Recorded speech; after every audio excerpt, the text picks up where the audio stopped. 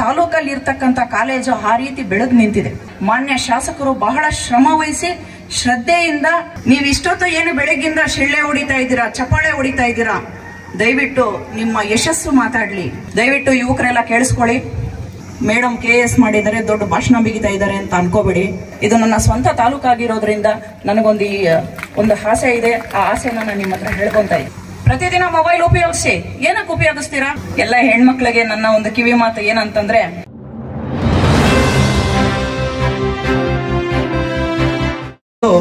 ಹೈಸ್ಕೂಲ್ಗಿಂತಲೂ ಕಾಲೇಜಿನಲ್ಲಿ ಬಹಳ ಸಂಭ್ರಮ ಸಡಗರದಂತ ದಿನ.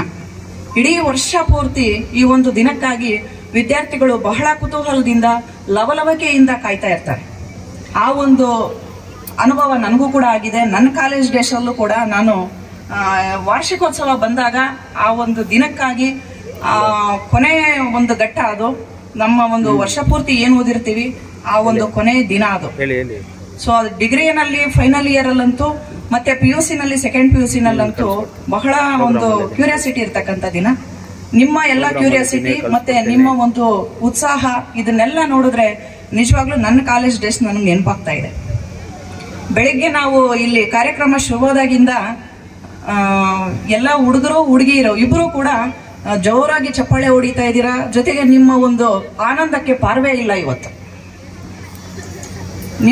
ಅದಕ್ಕೆ ಪೂರಕವಾಗಿ ನಿಮ್ಮ ಶಿಕ್ಷಕರು ಕೂಡ ಇಲ್ಲಿ ವೇದಿಕೆಯ ಮೇಲೆ ನೃತ್ಯವನ್ನ ಮಾಡಿ ಅವರ ಒಂದು ಆನಂದ ಕೂಡ ಈ ಸಮಯದಲ್ಲಿ ವ್ಯಕ್ತಪಡಿಸಿದ್ದಾರೆ. ನಾನಿಲ್ಲಿ ನೋಡ್ತಕ್ಕಂಥ ಎಲ್ಲಾ ಕಾರ್ಯಕ್ರಮಗಳು ಬಹಳ ಅದ್ಭುತವಾಗಿ ಮೂಡಿ ಬಂದಿತ್ತು. ಸೊ ಆ ಒಂದು ಕಾರ್ಯಕ್ರಮಗಳಲ್ಲಿ ಸಮಾಜಕ್ಕೆ ಒಂದು ಮೆಸೇಜ್ ಇತ್ತು. ಶಿಕ್ಷಕರು ಮಾಡ್ತಕ್ಕಂಥ ನೃತ್ಯದಲ್ಲಿ ಬಹಳ ಅರ್ಥಗರ್ಭಿತವಾಗಿತ್ತು ಆ ಒಂದು ಹಾಡು. ಹಚ್ಚೇವು ಕನ್ನಡದ ದೀಪ.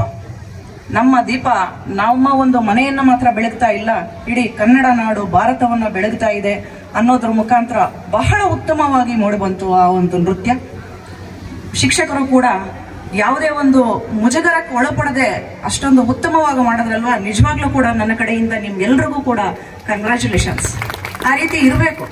ಕೊನೆಯಲ್ಲಿ ನಾವು ಯಾವುದೇ ರೀತಿ ಈ ರೀತಿ ಮಾಡಿದ್ರೆ ಏನಾಗ್ಬೋದು ಅನ್ನೋ ಒಂದು ಮುಜುಗರ ಇಲ್ಲದೆ ಶಿಕ್ಷಕರೆಲ್ಲರೂ ಕೂಡ ನೃತ್ಯ ಮಾಡಿದ್ರು.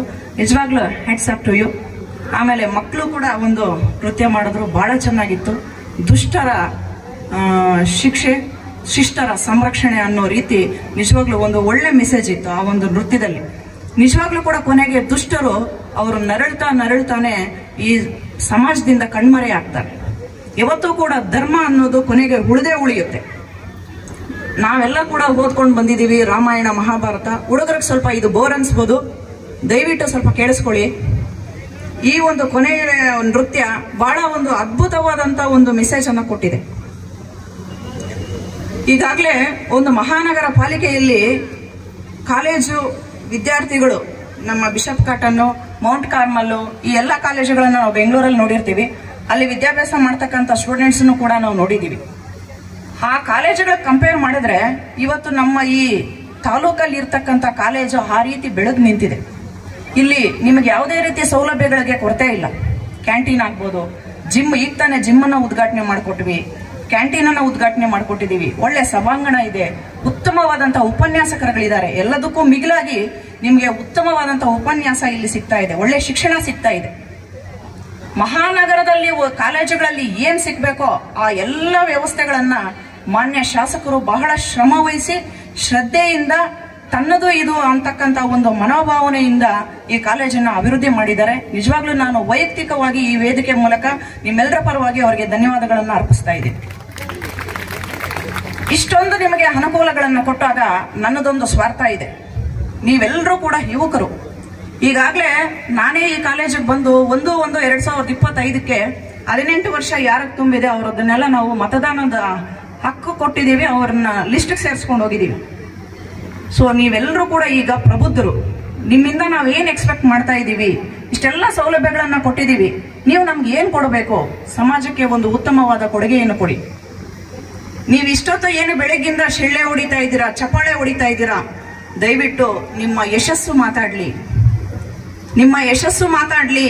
ನಿಮ್ಮ ತಂದೆ ತಾಯಿಗೆ ಗೌರವ ಕೊಡಿ. ನಿಮ್ಮನ್ನ ಕಷ್ಟಪಟ್ಟು ಇಲ್ಲಿವರೆಗೂ ಓದಿಸೋದಕ್ಕೆ ಕಳಿಸ್ಕೊಡ್ತಾ ಇದ್ದಾರೆ. ನಿಮ್ಮ ತಂದೆ ತಾಯಿಯಲ್ಲಿ ಊರುಗಳಲ್ಲಿ ಹಳ್ಳಿಗಳಲ್ಲಿ ಕಷ್ಟಪಡ್ತಾ ಇದ್ದಾರೆ. ಅವರು ಕಷ್ಟಪಟ್ಟಿರ್ತಕ್ಕಂಥ ದುಡ್ಡು ನಿಮಗೆ ಕೊಟ್ಟು ಅವರು ನಿಮ್ಮನ್ನ ಇಲ್ಲಿ ಕೂಡಿಸಿದ್ದಾರೆ.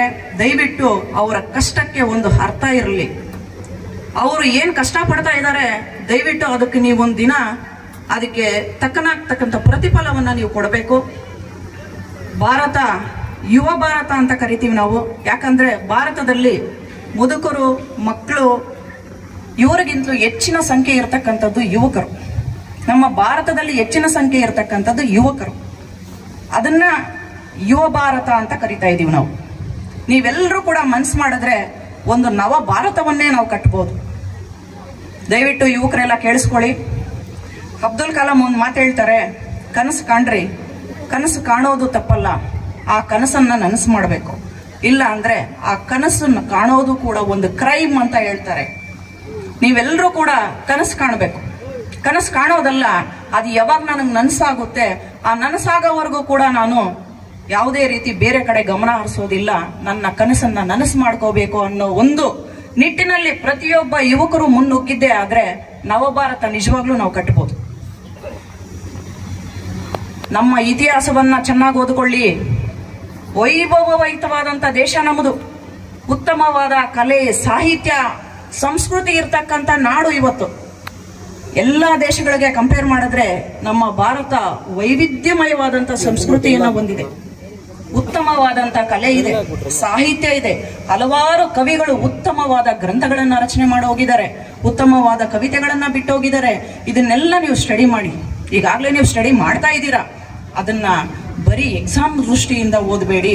ದಯವಿಟ್ಟು ಜೀವನಕ್ಕಾಗಿ ಓದಿ. ಜೀವನಕ್ಕಾಗಿ ಓದಿ ಅದನ್ನ ಅರ್ಥ ಮಾಡ್ಕೊಳ್ಳಿ.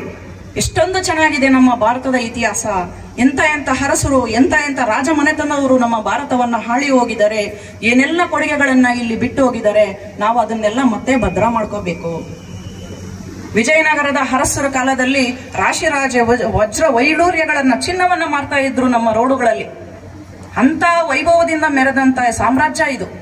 ಇಂಥ ಸಾಮ್ರಾಜ್ಯದ ಇತಿಹಾಸವನ್ನ ಪ್ರತಿಯೊಬ್ಬ ನಾಯಕ, ಪ್ರತಿಯೊಬ್ಬ ಯುವಕರು ಕೂಡ ಮನಸ್ಸಿಟ್ಟು ಓದಬೇಕು. ಎಕ್ಸಾಮ್ ದೃಷ್ಟಿಯಿಂದ ಓದಬೇಡಿ, ಮನಸ್ಸಿಟ್ಟು ಓದಿ. ಮನಸ್ಸಿಟ್ಟು ಓದಿದಾಗ ಅದು ನಿಮ್ಮ ಕೊನೆವರೆಗೂ ಇರ್ತದೆ, ನಿಮ್ಮ ಮಕ್ಕಳವರೆಗೂ ಇರ್ತದೆ, ನಿಮ್ಮ ಮೊಮ್ಮಕ್ಕಳಿಗೂ ಕೂಡ ಕೂಡಿಸ್ಕೊಂಡು ನೀವು ಇತಿಹಾಸ ಹೇಳಬಹುದು. ಆ ರೀತಿ ಓದಿ. ನಮ್ಮ ಸಂವಿಧಾನವನ್ನು ಅರ್ಥ ಮಾಡ್ಕೊಳ್ಳಿ. ನಮ್ಮ ಸಂವಿಧಾನದ ಪ್ರಸ್ತಾವನೆಯನ್ನು ಪ್ರತಿಯೊಂದು ಸಾರಿ ಮೆಲ್ಕಾಕೊಳ್ಳಿ. ಏನ್ ಹೇಳುತ್ತೆ ನಮ್ಮ ಸಂವಿಧಾನ, ನಾವು ಯಾವ ಕಡೆಗೆ ನಡ್ಕೊಂಡು ಹೋಗ್ತಾ ಇದ್ದೀವಿ, ನಮ್ಮ ಸಂವಿಧಾನದ ಪ್ರಸ್ತಾವನೆ ಏನ್ ಹೇಳ್ತದೆ, ನಾವು ಭಾರತೀಯ ಪ್ರಜೆಗಳಾಗಿ ನಾವೇನ್ ಮಾಡಬೇಕು, ನಮ್ಮ ರಾಜಕೀಯದ ವ್ಯವಸ್ಥೆ ಹೆಂಗಿದೆ, ನಮ್ಮ ಆರ್ಥಿಕತೆ ಹೇಗಿದೆ, ಭಾರತದ ಆರ್ಥಿಕತೆ ಯಾವ ಕಡೆಗೆ ಹೋಗ್ತಾ ಇದೆ. ಇಡೀ ರಾಷ್ಟ್ರಗಳ ಸಾಲಿನಲ್ಲಿ ನಿಂತು ನೋಡಿದಾಗ ನಮ್ಮ ಭಾರತದ ಆರ್ಥಿಕತೆ ಯಾವ ಸಾಲದಲ್ಲಿದೆ, GDP ರೇಟ್ ಏನಿದೆ, GST ರೇಟ್ ಏನಿದೆ, FDP ಏನಿದೆ, ಇದನ್ನೆಲ್ಲ ದಯವಿಟ್ಟು ನೀವೆಲ್ಲರೂ ಕೂಡ ಪ್ರಬುದ್ಧರಿದ್ದೀರಿ. ತಾವೆಲ್ಲರೂ ಕೂಡಿ ಒಂದು ನಿರ್ಧಾರಕ್ಕೆ ಬನ್ನಿ. ಬೇರೆ ರೀತಿಯಾದಂಥ ಯೋಚನೆಗಳನ್ನ ಬಿಡಿ. ಬೇರೆ ರೀತಿ ನಮ್ಮ ದೇಶದ ಏಕತೆಗೆ, ಐಕ್ಯತೆಗೆ ಮಾರಕವಾಗ್ತಕ್ಕಂಥ ಯೋಚನೆಗಳನ್ನ ಕೈ ಬಿಡಿ. ನಮ್ಮ ದೇಶ ಏಕತೆಯಿಂದ ಇರಬೇಕು. ನಮ್ಮ ರಾಷ್ಟ್ರದಲ್ಲಿ ಐಕ್ಯತೆ ಮೂಡಿ ಬರಬೇಕು. ಇದನ್ನೇ ನಮ್ಮ ಮಹಾನ್ ನಾಯಕರು, ರಾಷ್ಟ್ರ ನಾಯಕರುಗಳು ಇದುವರೆಗೂ ಕೂಡ ಹೇಳ್ಕೊಂಡು ಬಂದಿದ್ದಾರೆ. ನಮ್ಮ ಸಂವಿಧಾನದ ಪ್ರಸ್ತಾವನೆಯೂ ಅದೇ ಹೇಳುತ್ತೆ. ನಮ್ಮ ಸಂವಿಧಾನವನ್ನು ರಚನೆ ಮಾಡಿರ್ತಕ್ಕಂಥ ನಾಯಕರುಗಳು, ಆ ಸಂವಿಧಾನದ ಸಮಿತಿಯ ಆಶಯಗಳು, ನಮ್ಮ ಡಾಕ್ಟರ್ BR ಅಂಬೇಡ್ಕರ್ ಸರ್ ಅವರು ಏನ್ ಹೇಳಿದ್ದಾರೆ. ಸೊ ಇದನ್ನೆಲ್ಲ, ಈ ಆಶಯಗಳನ್ನ ತಾವೆಲ್ಲರೂ ಕೂಡ ಮೈಗೂಡಿಸ್ಕೋಬೇಕು. ಇಷ್ಟಪಟ್ಟು ಓದಿ ಸಂವಿಧಾನವನ್ನ. 395 ಮೂಲ ವಿಧಿಗಳು ಏನಿದೆಯೋ ಆ ವಿಧಿಗಳನ್ನೆಲ್ಲ ನೀವು ಹೇಳೋದು ದೊಡ್ಡ ವಿಷಯನೇ ಅಲ್ಲ. ಈಗ ಎಕ್ಸಾಮ್ ಆದ್ಮೇಲೆ ರಜೆಗಳು ಸಿಗುತ್ತೆ. ದಿನಕ್ಕೆ ನೀವು 50 ವಿಧಿನ ಬಾಯ್ಪಾಠ ಮಾಡಿ ಹೋಗ್ತಾ ಇದ್ರು ಕೂಡ ನಿಮ್ಮ ರಜಾ ಮುಗಿಸ್ಕೊಂಡು ಮತ್ತೆ ನೀವು ವಾಪಸ್ ಕಾಲೇಜಿಗೆ ಬರೋಷ್ಟೊತ್ತಿಗೆ 395 ವಿಧಿನೂ ನಿರರ್ಗಳವಾಗಿ ಹೇಳಬಹುದು. ಪ್ರತಿಯೊಂದು ವಿಧಿ ಏನ್ ಹೇಳುತ್ತೆ ಅನ್ನೋದನ್ನ ಪ್ರತಿಯೊಬ್ಬ ಯುವಕ ಕೂಡ ಹೇಳಿದಾಗ್ಲೇ ನಿಜವಾಗ್ಲೂ ಕೂಡ ಅದಕ್ಕೆ ಸಾರ್ಥಕತೆ ಬರುತ್ತೆ. ಮೇಡಮ್ KS ಮಾಡಿದ್ದಾರೆ, ದೊಡ್ಡ ಭಾಷಣ ಬಿಗಿತಾ ಇದ್ದಾರೆ ಅಂತ ಅನ್ಕೋಬೇಡಿ. ನಿಜವಾಗ್ಲೂ ಕೂಡ ಈ ಫೈನಲ್ ಇಯರ್ ಡಿಗ್ರಿ ಆದ್ಮೇಲೆ ಪ್ರತಿಯೊಬ್ಬರಿಗೂ ಕುತ್ಕೊಂಡು ಕಾಂಪಿಟೇಟಿವ್ ಎಕ್ಸಾಮ್ ಓದಿ. ನೀವೆಲ್ಲರೂ ಕೂಡ ಮುಂದೆ ಇನ್ನ 3-4 ವರ್ಷದಲ್ಲಿ ಒಂದು ಜವಾಬ್ದಾರಿಯುತ ಸ್ಥಾನದಲ್ಲಿ, ಒಂದು ಅಧಿಕಾರಿ ಸ್ಥಾನದಲ್ಲಿ ನೋಡ್ಬೇಕು ಅನ್ನೋದು ನನ್ನ ಆಸೆ. ಯಾಕಂದ್ರೆ ಇದು ನನ್ನ ಸ್ವಂತ ತಾಲೂಕಾಗಿರೋದ್ರಿಂದ ನನಗೊಂದು ಆಸೆ ಇದೆ. ಆ ಆಸೆನ ನಾನು ನಿಮ್ಮ ಹತ್ರ ಹೇಳ್ಕೊಂತ ಇದ್ದೀನಿ. ನೀವೆಲ್ಲರೂ ಕೂಡ ಪ್ರಬುದ್ಧರಾಗಿರ್ಬೇಕು. ಪ್ರಬುದ್ಧತೆಯಿಂದ ಯೋಚನೆ ಮಾಡಿ. ವಿವೇಕಾನಂದ ಅವರು ಒಂದ್ಸರಿ ಚಿಕಾಗೋ ಸಮ್ಮೇಳನದಲ್ಲಿ ಭಾಗವಹಿಸ್ತಾರೆ. ಅವರು ಚಿಕಾಗೋ ಸಮ್ಮೇಳನದಲ್ಲಿ ಭಾಗವಹಿಸಿದಾಗ ನಮ್ಮ ರಾಮಾಯಣ ಗ್ರಂಥವನ್ನ ಕೆಳಗಡೆ ಇಟ್ಟಿರ್ತಾರೆ. ಅದರ ಮೇಲೆ ಬೇರೆ ಬೇರೆ ದೇಶದ ಗ್ರಂಥಗಳನ್ನೆಲ್ಲ ಜೋಡಿಸ್ಕೊಂಡು ಹೋಗಿರ್ತಾರೆ. ವಿವೇಕಾನಂದರವರಿಗೆ ಅವರ ಸ್ನೇಹಿತರು ಹೇಳ್ತಾರೆ, ನೋಡು ನಮ್ಮ ಭಾರತದ ರಾಮಾಯಣ ಮತ್ತು ಮಹಾಭಾರತ ಗ್ರಂಥಗಳನ್ನ ಎಷ್ಟು ಕೆಳಗಡೆ ಇಟ್ಟಿದ್ದಾರೆ ನೋಡು, ಬೇರೆಯವರದ್ದು ಬೇರೆ ದೇಶಗಳದ್ದೆಲ್ಲ ಮೇಲ್ಮೇಲೆ ಜೋಡಿಸ್ಕೊಂಡು ಹೋಗಿದ್ದಾರೆ ಅಂತ ಹೇಳ್ತಾರೆ. ವಿವೇಕಾನಂದ ಅವರು ಒಂದು ಮಾತು ಹೇಳ್ತಾರೆ, ನಮ್ಮ ಭಾರತದ ರಾಮಾಯಣ ಮಹಾಭಾರತ ಎಲ್ಲ ಬೇರೆ ಗ್ರಂಥಗಳಿಗೆ ಅಡಿಪಾಯ, ಹಾಗಾಗಿ ಅವರು ಅದನ್ನ ಕೆಳಗಿಟ್ಟಿದ್ದಾರೆ. ಅವರ ಒಂದು ಸಕಾರಾತ್ಮಕ ಭಾವನೆ ಹೇಗಿತ್ತು ಅಂತ ನೋಡಿ, ಅವರ ಪಾಸಿಟಿವ್ನೆಸ್ ಹೇಗಿತ್ತು ಅಂತ ನೋಡಿ. ಕೆಟ್ಟದ್ದಲ್ಲೂ ಕೂಡ ನಾವು ಒಳ್ಳೆಯದನ್ನ ಕಾಣಬೇಕು, ಕೆಟ್ಟದಲ್ಲೂ ಕೂಡ ನಾವು ಒಳ್ಳೆಯದನ್ನ ಕಾಣಬೇಕು. ಕೆಸರಲ್ಲಿ ಕಮಲ ಹರಡುತ್ತೆ, ಕೆಸರು ಅಂತ ಕಮಲನೋ ಕೆಸರಲ್ಲೂ ಅಲ್ಲ. ಆ ರೀತಿ ಇರಬೇಕು ನಿಮ್ಮ ಮನಸ್ಸುಗಳು. ನೀವು ಯುವಕರು, ಈಗ ಒಂದು ಸುದ್ದಿ ಇದೆ, ಇಂದಿನ ಯುವ ಜನತೆ ಎಲ್ಲ ಮೊಬೈಲು ಗ್ಯಾಜೆಟ್ಸ್ ಹಿಡ್ಕೊಂಡು ಯಾವಾಗ ನೋಡಿದ್ರು ಕೂಡ ಫೇಸ್ಬುಕ್, ವಾಟ್ಸಪ್, ಇನ್ಸ್ಟಾಗ್ರಾಮು ಅಂತ ಇರ್ತಾರೆ. ಸೊ ಇದನ್ನ ವಿದ್ಯಾಭ್ಯಾಸಕ್ಕೆ ತೊಂದರೆ ಆಗ್ತಾ ಇದೆ, ಯಾರು ಕೂಡ ವಿದ್ಯಾಭ್ಯಾಸದ ಕಡೆ ಗಮನ ಹರಿಸ್ತಾ ಇಲ್ಲ ಅನ್ನೋ ಒಂದು ಟಾಕ್ ಇದೆ. ಸೊ ಅದನ್ನ ಸುಳ್ಳು ಮಾಡಬೇಕು. ಯಾಕೆ ಒಳ್ಳೇದಕ್ಕೆ ಯಾಕೆ ಉಪಯೋಗಿಸಬಾರ್ದು? ಈಗ ಗೂಗಲ್ ನಲ್ಲಿ ನೀವು ನಿಂತಲ್ಲೇ ಕೂತಲ್ಲೇ ನೀವು ಇಡೀ ಸಾಮ್ರಾಜ್ಯನ, ಇಡೀ ವಿಶ್ವನ ಓದ್ಬೋದು. ಅದಕ್ಕೆ ಉಪಯೋಗಿಸ್ಕೊಳ್ಳಿ. ಪ್ರತಿದಿನ ಮೊಬೈಲ್ ಉಪಯೋಗಿಸಿ. ಏನಕ್ಕೆ ಉಪಯೋಗಿಸ್ತೀರಾ? ಒಳ್ಳೆ ವಿಷಯ ತಿಳ್ಕೊಳಕ್ ಉಪಯೋಗಿಸಿ. ನಿಮ್ಮ ಸಬ್ಜೆಕ್ಟ್ ರಿಲೇಟೆಡ್ ಇನ್ನೂ ಜಾಸ್ತಿ ವಿಷಯನ ಕಲೆಕ್ಟ್ ಮಾಡಕ್ ಉಪಯೋಗಿಸ್ಕೊಳ್ಳಿ. ಏನಕ್ಕೆ ನೀವು ಬೇರೆದಕ್ಕೆ ಉಪಯೋಗಿಸ್ಕೋಬೇಕು? ಫಿಲಮ್ಸ್ ನೋಡಿ, ನಮಗೆ ನಮ್ಮ ಅಭಿವೃದ್ಧಿಗೆ ಕಾರಣವಾಗ್ತಕ್ಕಂಥ ಫಿಲಮ್ಸ್ ನೋಡಿ, ಅದನ್ನ ಆಯ್ಕೆ ಮಾಡ್ಕೊಳ್ಳಿ. ಸೊ ಇವತ್ತು ನಾವು ಏನೇ ಮಾಡಿದ್ರು ಕೂಡ ನಮ್ಮ ದೇಶಕ್ಕೆ ಒಳ್ಳೇದಾಗೋ ತರ ಇರಬೇಕು. ಒಂದು ಒಳ್ಳೆ ಮೌಲ್ಯಗಳಿರ್ತಕ್ಕಂಥ ಒಂದು ಸಿನಿಮಾ ನೋಡಿ. ಹಿಂದಿನಿಂದಲೂ ಕೂಡ ನಮ್ಮ ರಾಷ್ಟ್ರೀಯ ನಾಯಕರು, ದೇಶಭಕ್ತರು, ಮಹಾನ್ ಸಂತರು, ವಚನಕಾರರು ಇವರೆಲ್ಲರೂ ಕೂಡ ಏನು ಹೇಳ್ತಾರೆ, ಮೌಲ್ಯಗಳನ್ನ ಅಳವಡಿಸಿಕೊಂಡು ಬದುಕಿ. ಮೌಲ್ಯಗಳಿಲ್ದಿರ್ತಕ್ಕಂಥ ಸಮಾಜ ಅದು ಸಮಾಜನೇ ಅಲ್ಲ. ಮೌಲ್ಯಗಳಿಲ್ದಿರ್ತಕ್ಕಂಥ ವ್ಯಕ್ತಿನೇ ಅಲ್ಲ. ನಿಮ್ಮ ವ್ಯಕ್ತಿತ್ವ ಒಳ್ಳೆಯದಾಗಿ ರೂಪುಗೊಳ್ಳಬೇಕಾದ್ರೆ ನಿಮ್ಮಲ್ಲಿ ಒಳ್ಳೆ ಮೌಲ್ಯಗಳಿರ್ಬೇಕು, ಮಾನವೀಯ ಮೌಲ್ಯಗಳಿರ್ಬೇಕು. ಮಾನವೀಯ ಮೌಲ್ಯಗಳು ಯಾವ ವ್ಯಕ್ತಿ ಮೈಗೂಡಿಸ್ಕೊಂತಾನೋ ನಿಜವಾಗ್ಲೂ ಕೂಡ ಅವನು ಒಂದು ಉತ್ತಮ ವ್ಯಕ್ತಿ ಆಗ್ತಾನೆ, ಸಮಾಜದಲ್ಲಿ ಒಂದು ಒಳ್ಳೆ ಪ್ರಜೆ ಆಗ್ತಾನೆ. ಇವತ್ತು ನಾವು ಬಯಸ್ತಕ್ಕಂಥದ್ದು ನಿಮ್ಮಿಂದ ಅದೇನೆ. ಎಲ್ಲರೂ ಯುವಕರಿದ್ದೀರಾ, ಹೆಣ್ಮಕ್ಳು ತುಂಬಾ ಜನ ಇದ್ದೀರಾ, ಗಂಡ್ಮಕ್ಳು ಇಲ್ಲಿ ತುಂಬಾ ಜನ ಇದ್ದೀರಾ. ನೀವೆಲ್ಲ ಮನಸ್ಸು ಮಾಡಿದ್ರೆ ನವಭಾರತ ಕಟ್ಟೋದ್ರಲ್ಲಿ ಸಂಶಯನೇ ಇಲ್ಲ. ಒಂದು ಉತ್ತಮ ಮೌಲ್ಯಗಳನ್ನ ಮೈಗೂಡಿಸ್ಕೊಂಡು ನೀವೆಲ್ಲರೂ ಕೂಡ ತಂದೆ ತಾಯಿಗೆ ಗೌರವ ಕೊಟ್ಟು, ತಂದೆ ತಾಯಿ ಏನ್ ಮಾಡ್ತಾ ಇದಾರೆ, ಕೂಲಿ ಮಾಡಿ ಕೊಡ್ತಕ್ಕಂತ ಹಣದಲ್ಲಿ ತಾವೆಲ್ಲರೂ ಕೂಡ ಕಾಲೇಜ್ ಓದ್ತಾ ಇದ್ದೀರಾ, ಅದನ್ನ ಒಂದು ಸಾರಿ ನೀವು ಮೇಲ್ಕಾಕೊಳ್ಳಿ. ದಿನಕ್ಕೆ ಒಂದು ಸಾರಿ ಮೇಲ್ಕಾಕೊಳ್ಳಿ. ನನ್ನ ತಂದೆ ಏನ್ ಕಷ್ಟ ಪಡ್ತಾ ಇದ್ದಾನೆ, ತಾಯಿ ಏನ್ ಕಷ್ಟ ಪಡ್ತಾ ಇದ್ದಾಳೆ, ನಾನ್ ಏನ್ ಮಾಡ್ತಾ ಇದ್ದೀನಿ ಅನ್ನೋದನ್ನ ದಿನಕ್ಕೆ ಒಂದು ಸಾರಿ ನೀವು ನೆನಪು ಮಾಡ್ಕೊಂಡ್ರೆ ನಿಜವಾಗ್ಲೂ ಕೂಡ ನೀವು ಯಾವುದೇ ದಾರಿಯಲ್ಲಿ ನಡೀತಾ ಇದ್ರು ಕೂಡ ಸದ್ಮಾರ್ಗ ಕಡೆ ಹೊರಟೋಗ್ತೀರಾ. ಆ ಒಂದು ದಾರಿ ಕಡೆ ಹೋಗ್ಬಿಟ್ರೆ ನಿಜವಾಗ್ಲೂ ಕೂಡ ನೀವು ಗೆಲ್ಲೋದ್ರಲ್ಲಿ ಡೌಟೇ ಇಲ್ಲ.